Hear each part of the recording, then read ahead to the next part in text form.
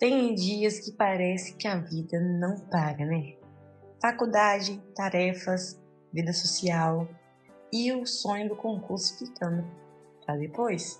Só que estudar na correria é possível sim, desde que você saiba como. A dica aqui é quebrar seus estudos em blocos menores. Por exemplo, 25 minutos pela manhã, leituras rápidas no ônibus ou no intervalo, 1 hora mais concentrada à noite, sem celular por perto. E o principal, não se cobre perfeição. Se um dia você não conseguir estudar, tudo bem. O que importa é retornar no dia seguinte. Constância na prática é isso, fazer o possível com o tempo que se tem. E, se mesmo assim você continuar dizendo que nunca consegue passar em um concurso público e manter o ritmo de estudos, talvez o problema não seja o tempo, seja a forma como você está tentando se organizar. Organização não é sobre tudo ser perfeito, é sobre entender o que precisa ser feito de forma clara e prática. O erro de muita gente é tentar estudar de qualquer jeito, maratonar vários vídeos, fazer 1000 resumos e no final acabar desistindo. E isso é compreensível, pois manter uma rotina de estudos ideal nem sempre é possível, mas parando para analisar, talvez ela nem exista. Então, respira, que nesse episódio nós vamos te mostrar exatamente como começar, como planejar e principalmente como manter a constância. E para nos ajudar a entender isso de uma vez por todas, vamos trazer uma convidada mais que especial, que contará a realidade de ser um concurseiro. Fica com a gente? Fala, jurista!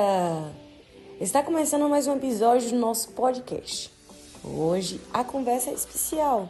Vamos mergulhar no universo dos concursos públicos com uma convidada que tem muitas experiências e dicas valiosas para compartilhar. Nossa convidada de hoje é advogada e professora de Direito Penal da Uninassal, aprovada para o cargo de analista jurídico do Tribunal de Justiça do Estado da Bahia e também para o cargo de técnico judiciário da área administrativa do Estado de Tocantins. Ela é concurseira de longa data e tem muito a compartilhar sobre disciplina e persistência. Seja muito bem-vinda, professora Rosa Alice. Para a gente começar, conta um pouquinho de quem você é fora dos livros. O que te levou a escolher o caminho dos concursos?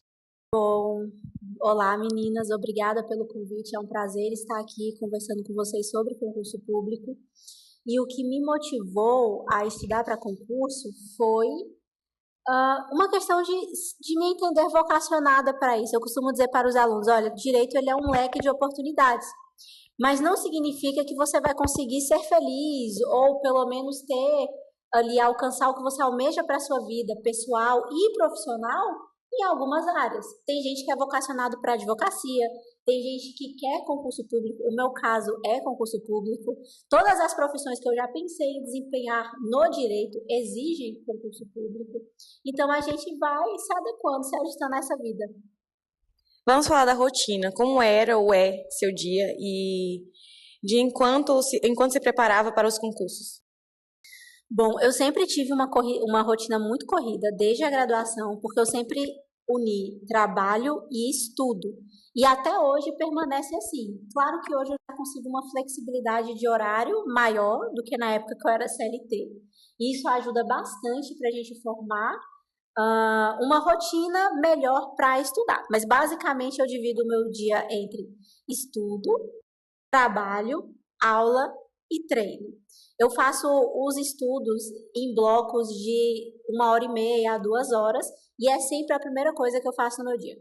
Sempre a prioridade é começar pelos estudos, porque você está mais descansado, você está mais disposto e depois a gente vai fazendo as outras tarefas. Quando eu não consigo, aí a gente estuda à noite mesmo, porque não tem opção. E você estuda quantas horas por dia? De 3 a 4 horas líquidas por dia. Como conciliar com outras atividades, como trabalho ou família? Muita organização. É necessário você ter um cronograma de estudos. Você precisa ter ali diariamente exatamente o que você vai estudar, o que você precisa fazer, ter uma agenda para você estabelecer bem os seus horários, porque geralmente o que acontece? A gente quer fazer tudo, mas não se organiza para nada. Então você é engolido no seu dia. Você pensa assim, nossa, eu tenho que estudar, mas você não separou um horário do seu dia para estudar. Então a primeira demanda urgente que aparecer, a primeira coisa que aparecer, você vai fazer e vai postergar. Então, eu acredito que a chave para você conseguir estudar e trabalhar é organização. Ter uma agenda, ter horários delineados para todas as suas atividades. É um pouco cansativo, né? A rotina em si, por si só, não é 100% prazerosa, mas é necessário. Quanto a relações familiares, você precisa da compreensão das pessoas. Eu digo que estudar para concurso é uma fase. Você não vai estudar para concurso para sempre. Em algum momento você vai passar, você vai tomar posse do seu concurso, você vai exercer seu cargo. Mas até lá você vai ter que abrir mão de muitas coisas nessa caminhada. E quando a gente trata de outras pessoas, é necessário que a gente tenha a compreensão delas. Porque senão você acaba realmente faltando alguns compromissos familiares, é ruim, é chato, é doloroso, mas às vezes é necessário. Então, eu particularmente, eu moro sozinha, então isso é um facilitador.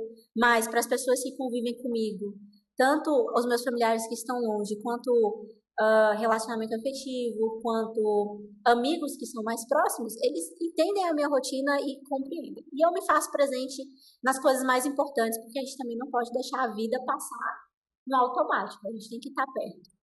Então, agora vamos entrar nos métodos. A senhora tinha um plano? Como organizava as matérias, revisões e simulados? O cronograma de estudo que eu citei para vocês agora há pouco.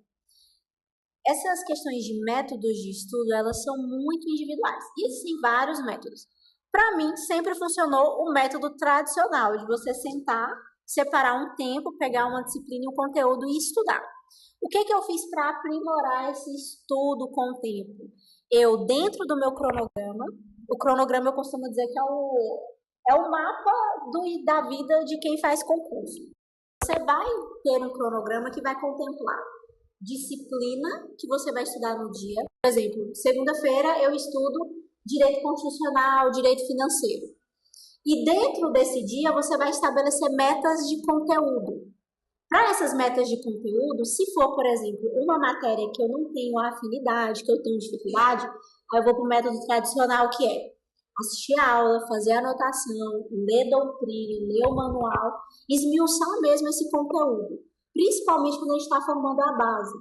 Depois disso, quando eu tenho mais afinidade no assunto, eu sou boa no assunto, por exemplo, direito penal, que é a minha matéria de ensino, então eu tenho um estudo mais otimizado, utilizo mais cadernos compilados e muitas questões. Eu acho que, inclusive, hoje, se eu pudesse voltar no tempo, e já deixando para vocês, duas coisas que eu colocaria desde o início no meu estudo para concurso. Ler a lei diariamente, fazer questões diariamente. A questão é que vai testar seu conhecimento, que vai te preparar para a banca e que vai te fazer entender como aquele conteúdo é estudado. O método assim, de estudo que eu mais utilizo, além desse método tradicional, é utilizar ali como um facilitador o método Pomodoro, né? O pessoal gosta bastante, que é aquele método que você estuda por blocos. Eu faço assim também, só que eu não faço blocos curtos, eu gosto de fazer blocos de 1 hora e meia. Você terminou, faz uma pausa de 10 minutos e volta para fazer mais outro bloco e assim por diante. Para quem está iniciando, inclusive, eu deixo a dica de começar pelo Pomodoro e fazer blocos menores, blocos de 40 minutos, distância 5, volta mais 40, porque estudar é cansativo. Como faz para manter o foco nas disciplinas mais difíceis? Pegando para Jesus. Porque tem disciplina que realmente a gente não tem afinidade com tudo, né? E algumas disciplinas, principalmente as que você não tem afinidade, tendem a ser mais difíceis para você, porque você não gosta. O estudo ele fica mais até difícil quando você está estudando uma disciplina que você não gosta. O que eu faço com essas disciplinas? Eu sempre coloco elas no meu cronograma com uma disciplina que eu gosto muito e deixo elas primeiro. Por exemplo, administrativo. Não gosto de administrativo. Tenho dificuldade em administrativo. Então, o que eu faço? Eu coloco ela como a primeira disciplina a ser estudada e, em seguida, coloco uma disciplina muito boa, que eu gosto, uma disciplina menor, uma disciplina mais leve, porque aí eu começo a meta mais difícil, meu cérebro pensa, não, daqui a pouco acaba essa, a gente vai estudar algo legal, e a gente vai adequando assim. Se deixar a disciplina que a gente não tem afinidade por último, a gente não estuda. Você vai procrastinar, você vai pensar, poxa, já estudei tanto, e vai jogar para frente. Então, sempre com a primeira disciplina a ser estudada. A senhora adapta a estratégia conforme o edital? Sim. Tem aquele estudo que nós chamamos de estudo pré-edital, quando não tem edital aberto. E aí você tem um estudo mais aprofundado, mais calmo, com tranquilidade. e o estudo de pós-edital, quando o edital do concurso já saiu. Toda vez que eu vou fazer um certame e o edital sai, aí eu primeiro analiso todo o edital, vejo daquele edital o que eu já estudei, o que eu preciso estudar, porque cada edital de carreira, principalmente carreiras estaduais, elas são mais específicas, né? Eles têm, por exemplo, legislação do Estado, regimento interno de tribunal, e isso varia. Então, a primeira coisa, eu faço essa análise do edital, e a partir disso eu monto uma estratégia otimizada para o estudo para esse edital, né? Principalmente focado em revisões. Nem tudo são flores, né? Conta pra gente um momento difícil nessa trajetória e como você lidou com isso. Nossa, a reprovação na segunda fase do TJ São Paulo. Eu acho que a minha carreira fim é a magistratura. Fiz concurso de técnico, de analista, e engraçado é que eu nunca fiz pensando, focada no edital de analista, no edital de técnico. Eu sempre estudei para a magistratura. E, claro, todo estudo é válido, e como são estudos para tribunais, ajuda muito. Isso foi um fator que colaborou nas minhas outras aprovações. Mas o foco sempre foi e ainda tem sido a magistratura. Mas por muito tempo eu não fiz prova. Primeiro porque as provas de concurso, elas acontecem na maior parte nas capitais. A gente mora aqui no interior. E tem toda uma despesa de prova que, quando eu comecei a estudar, eu não tinha dinheiro. Você estava no início da carreira, então o máximo que eu consegui fazer no início da minha carreira foi comprar um cursinho preparatório para carreiras mesmo jurídicas e ir estudando. Fora que carreira jurídica, você precisa ter os 3 anos de prática, além do bacharelado. Então, no início eu não fiz prova. Aí, ano passado, eu efetivamente comecei a fazer prova para a magistratura.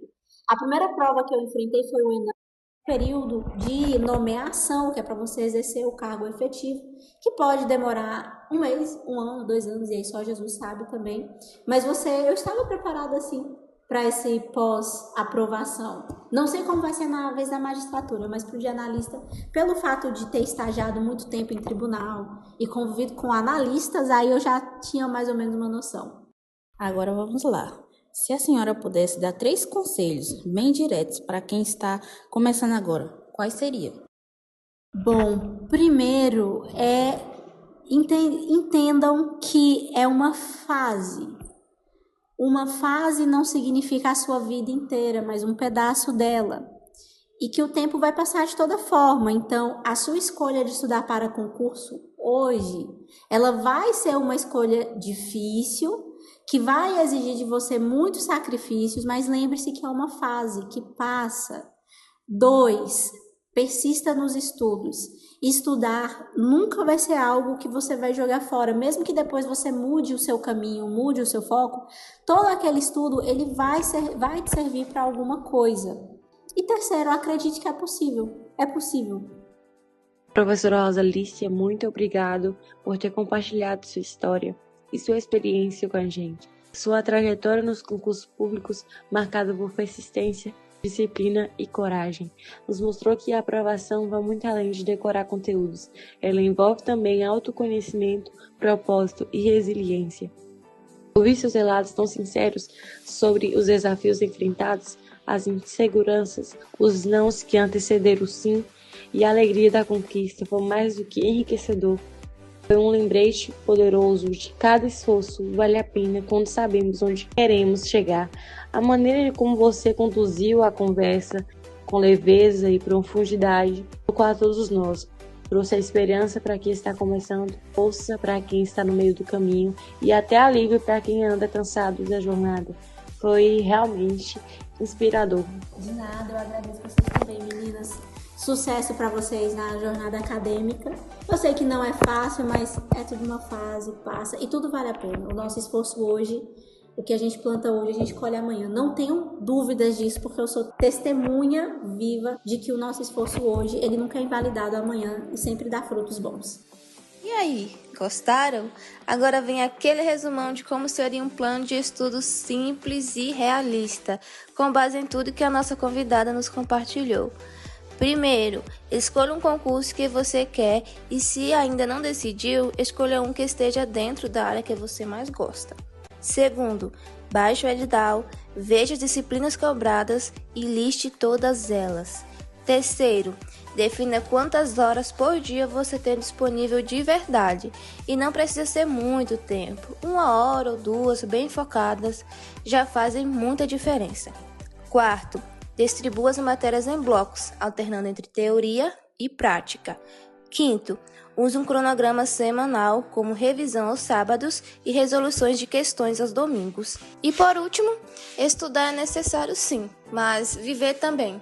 Quando você se isola demais, deixa de lado o sono, a saúde, o lazer e até aqueles momentos preciosos com a família e os amigos, isso a longo prazo não é sustentável. O estudo precisa caber dentro da sua vida e não ao contrário. Para você que está ouvindo, esperamos que esse episódio tenha acendido aquela chama da motivação. Se curtiu, compartilhe com outros concurseiros.